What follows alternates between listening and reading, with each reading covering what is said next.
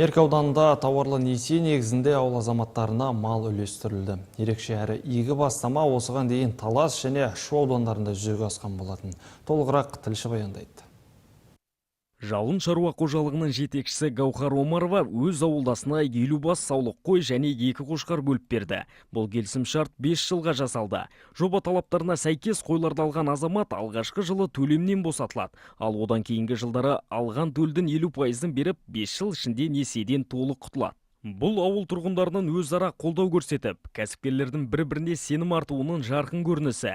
Шаруашылықпен айналысуды қалайтын, бірақ бастапқы капиталы жоқ азаматтар үшін тауарлы несие үлкен мүмкіндік. Аталған бағдарлама арқылы шаруалар өз кәсібін дөңгелетіп, ауылдық жерлерде мал шаруашылығының дамуына серпін беріп отыр.